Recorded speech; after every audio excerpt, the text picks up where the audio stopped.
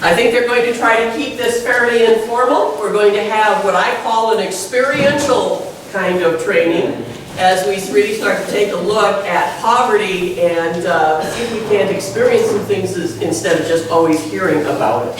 So whoever is taking over, it's all yours. I'm Katie Strozik. I am the Behavioral Health Programs Coordinator for Lewis County. Mija Hanlon, I do Lewis County Developmental Disabilities First to 3 program, and then 18 to 21 employment, and 10 hours a week housing other duties as assigned.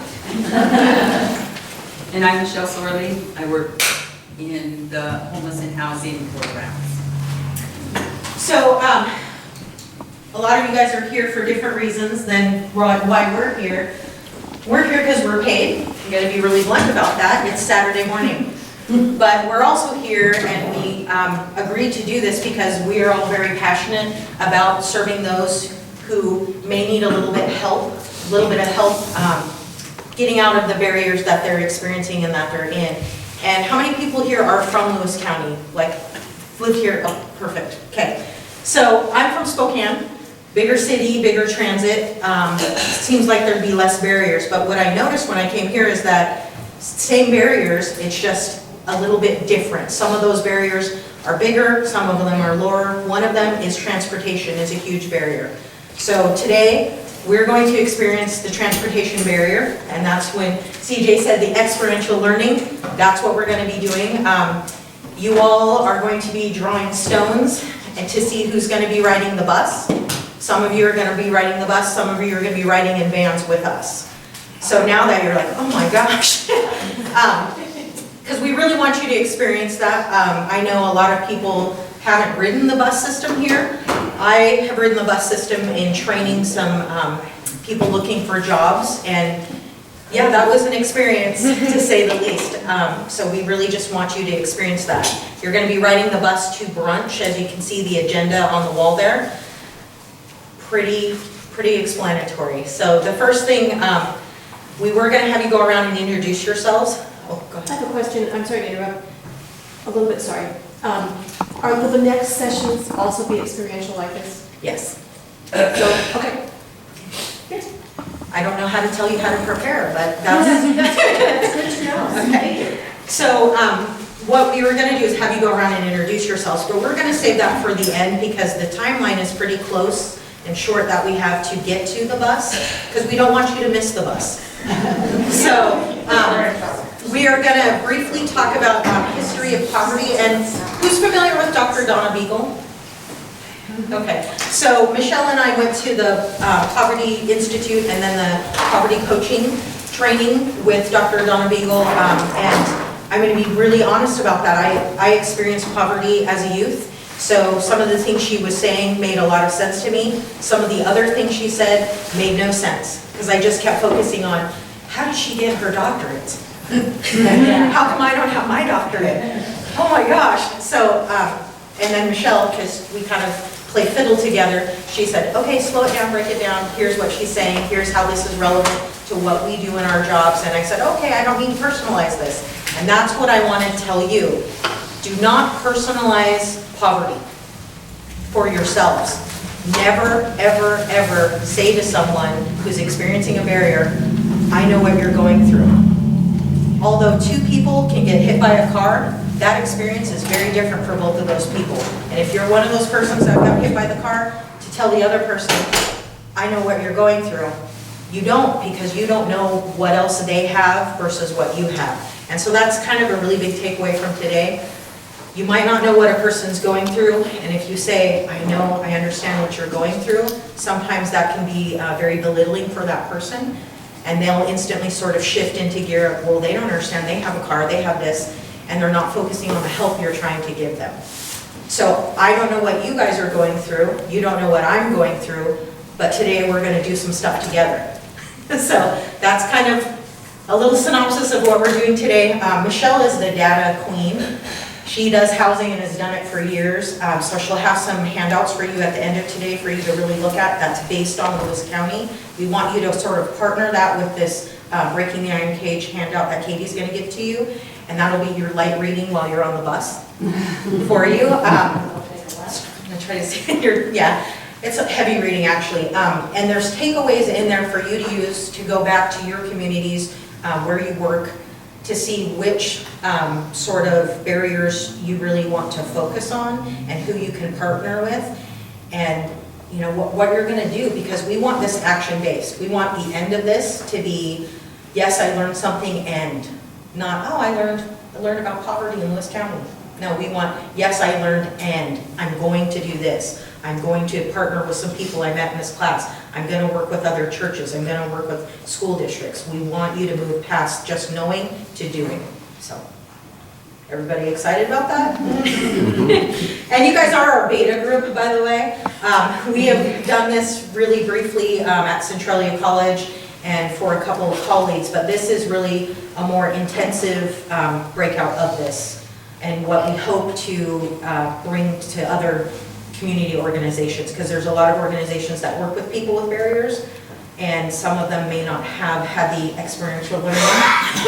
And I think that's important for people to know, because if you're telling someone to ride the bus or to go to a walk-in clinic or to, you know, go to the health department and get your flu shot, have you done that yourself? That's kind of an important thing, so. If you can handle that breaking cages. And Michelle is going to talk to you a little bit about Lewis County in general and sort of the service agencies and, you know, our population we have here. Now? Yeah, because we only have 11 minutes. 11, oh. Okay, schedule. Should I do my data now instead of later? I have, sorry, we have a schedule and it's different. Thank you. So, I'm going to talk to you about local data, not very long because we only have 11 minutes. So some of the information that I'm going to hand out is Alice in Lewis County.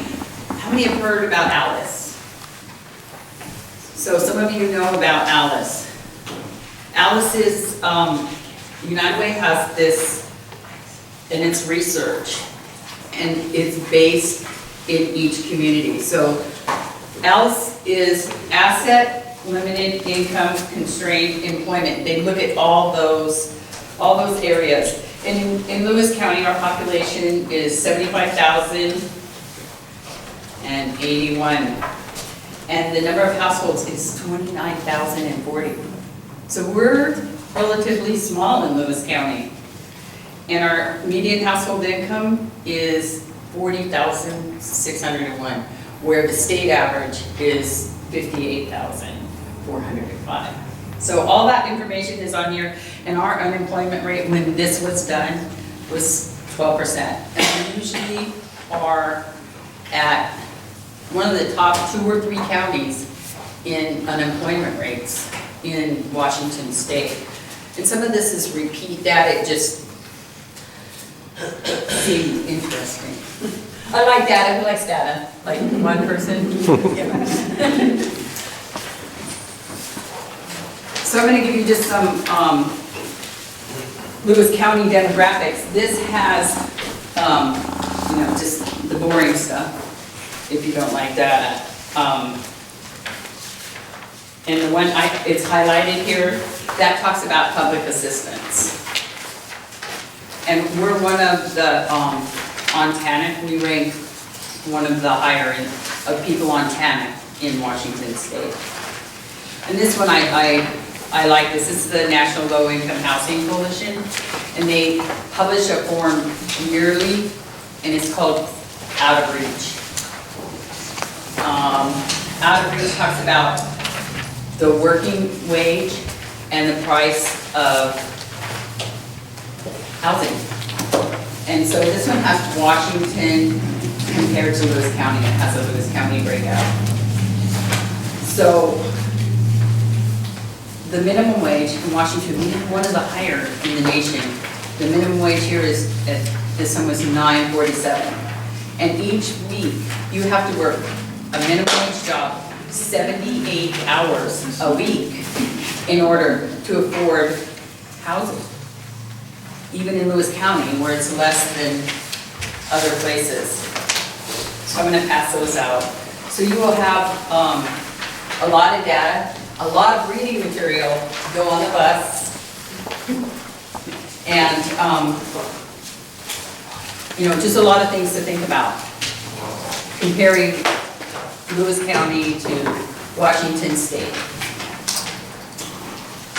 So for Lewis County, being a small community, quote unquote, it's a very spread out community. I live in PL and I used to have to go to Tapwood sometimes for work. Those were great days. A lot of that time was spent driving, and then I realized, man, this is a huge, geographically, this is a very large community. And then I looked at school districts, because I used to work in the school districts, and I would go from one school like PL, K through 12, about 300 students. Then WF West, lots of students, and then out to Mossy Rock, medium size, out to White Pass, and then down to Morton, and we went, wow, these are some really different pockets of people. The problems students had in Napavine are a little bit different than the problems students had in Centralia, but one overlying problem was access to things, access to information. So if your family's on TANF, do you guys know what TANF is? Temporary Assistance for Needy Families, and if you're Native, it's Tribal Assistance for Needy Families, they just changed the name.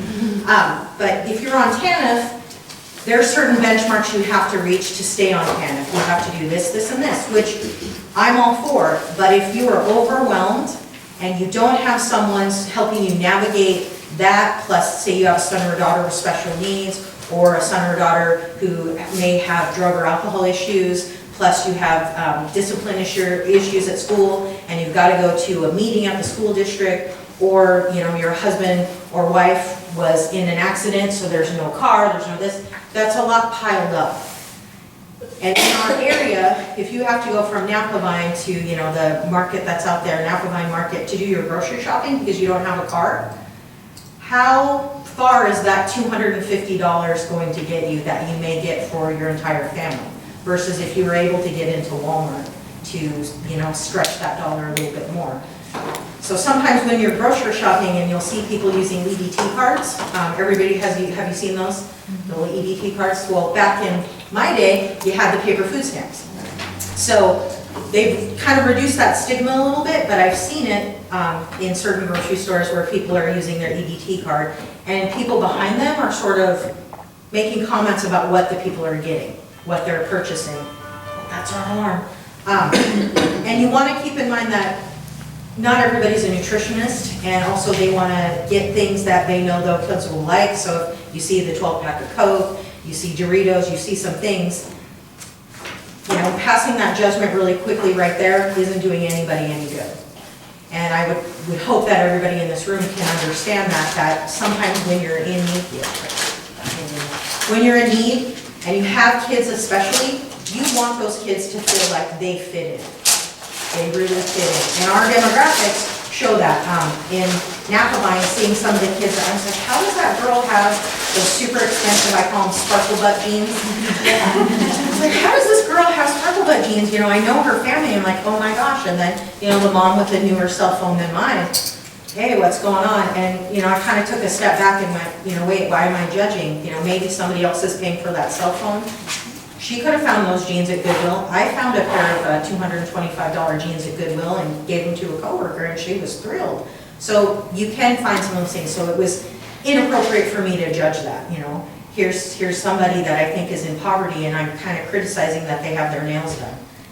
Sometimes that little thing like getting your nails done is a boost that they may need. So, I just kind of strongly caution people that are judging, or if you hear someone kind of making a comment, I'm pretty outgoing, so I will make comments back if I hear somebody doing that. I work a lot with special needs people, so when I've been in grocery stores and see people saying things like, oh, what's wrong with that kid? And it's like, number one, he's a kid, so hey, you might want to ask the parent if they need some help, instead of complaining. And when I've been at the big grocery store here and heard people making comments about, oh, of course she's on food assistance and look at all the junk she's getting. And it's like, hey, have you ever been on food assistance? You don't know what else they bought before that, and I get some dirty looks, but at the same time, I want them to rethink what they're doing. Because if you don't say anything, it keeps happening and that perception gets out there. We used to hand out business cards for people with special needs, and their parents give them to them to say, You know, if you have a question, here's, you know, the National Down Syndrome Society, here's the Autism Speaks card. So then that gives it to the other person asking questions. I've never had someone who's on TANF, here's a card to give to somebody because they don't want that stigma even further. But if you could give them some self-advocacy skills, you know, hey, I'm not asking for a handout, I'm asking for a hand up. So if you've got some great nutrition ideas for me and how to spend this $225 for 4 people over the next month, I'm all ears. You know, that'd be great if I could see somebody turn around and say that to somebody. Because, you know, they might say, you know what, yeah, let's talk about, you know, grocery options. But that stigma, sparkle butt jeans, cell phones, that's one of the biggest things we have to work against because I hear that a lot in our county from people, you know, they're not working hard enough, they're not doing this, they're not doing that. Let's focus on what they are doing. If I'm really good at math, but really bad at English, is it a better idea for me to get an English tutor or to get a math tutor? Some people would say, yeah, she needs an English tutor to pick that up. Actually, get me a math tutor, and when I get that really great job doing data entry or processing things for Microsoft, I will hire somebody to help me write that letter to my mom for Christmas. You know, we need to explore the people's abilities and enhance their abilities. So if you are working with a client or know somebody in your church or at your school that is struggling in this area, like, you know, she makes all her appointments, but she never fills out the paperwork. Focus on her making the appointments, and the next time that person comes in, maybe help them with the paperwork. That's what we're trying to do, is have you guys figure out where that gap is and who can help them fill in that gap, because everyone you work with has great abilities. You just might not see it right away. So now we're gonna hand you rocks. So, I don't know how to do this. I think we have the right number. Just reach in the bag really quick and grab out a rock. And I'm super nervous about this, let's just be blunt. I was like, do I ride the bus with them? What do I do? Wait, I'll have to drive the bus. And the transit system was a little nervous about this too. They're like, wait, on Saturday? How many people have ridden the bus? Ride it all the time. Not this year, but another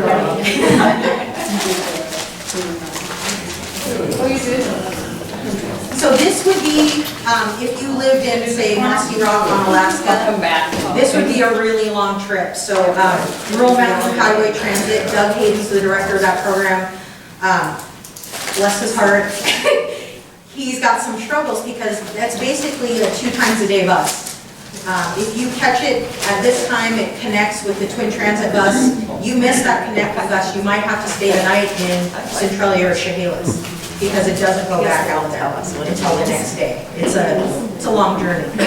So who, Almost trade. well, I thought about that. I said people could negotiate and trade and you can call a friend.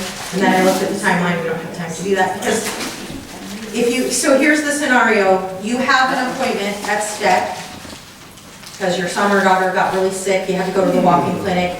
You weren't expecting to do that. Your friend dropped you off at STEC, but now you have to get to your appointment in Chehalis. It's too far for you to walk because your son or daughter's sick, but you gotta take them to that appointment in Chehalis. That's why you have to ride the bus.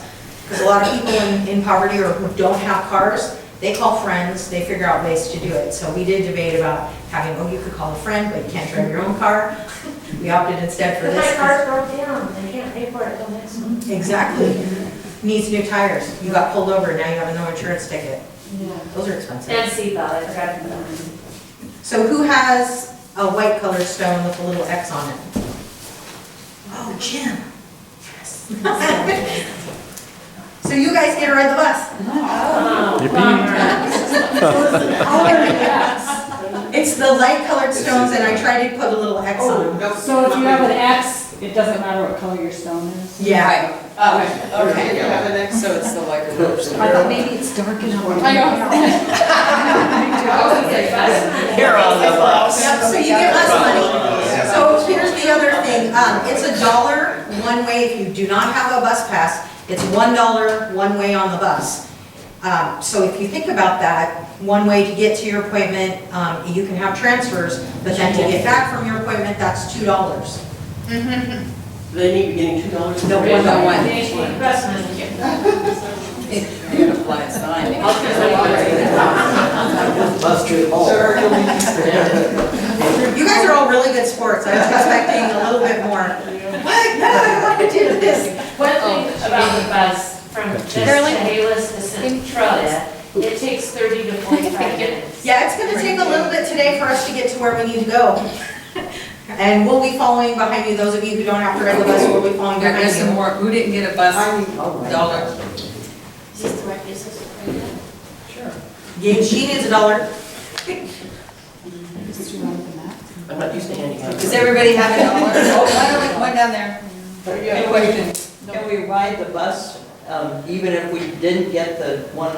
So what we wanted to do is, because we are a little bit at risk of, if we fill up the bus and other people want to ride it, we might run into a problem. And they said, well, on this route, about this many people can ride the bus. So we had Oh, I 15 see. people that can ride the bus. You can probably trade. But you, yeah, and if you ride the bus all the time, you'd be what we call a navigator of the bus. And we have this in Centralia a lot. There's a couple young men that ride the bus, and they have all the schedules memorized. So when you get on the bus, oh, I need to go to here, I don't know what stop. There's some people that'll tell you right away. Can you depend on that information? Sometimes. Sometimes people just like to say things like, oh yeah, get off at Goodwill and then you just go over here and take that transfer. And I don't know why, but that happened to me when I was training a couple students. We didn't have the bus schedule, we didn't want to ask the bus driver because one of the students was hearing impaired, wasn't comfortable doing it. And I said, well, we'll figure it out. Got on the bus, started talking about it. Another rider was like, yeah, you just get off at the Goodwill complex and then this other bus comes this way. Oh yeah, that did not work out well for us. The bus went the other way, didn't go to where we needed it, and then by the time we had to get back, it was terrible. So hopefully that doesn't happen today. Okay, so we'll come on out. Some of you are gonna ride in vans with us. Some of you, well, we're all gonna ride in vans to the bus stop. We're gonna hang out there. You can leave your stuff here.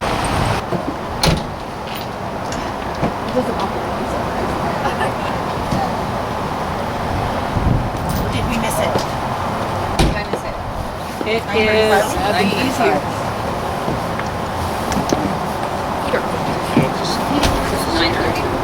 Uh-oh.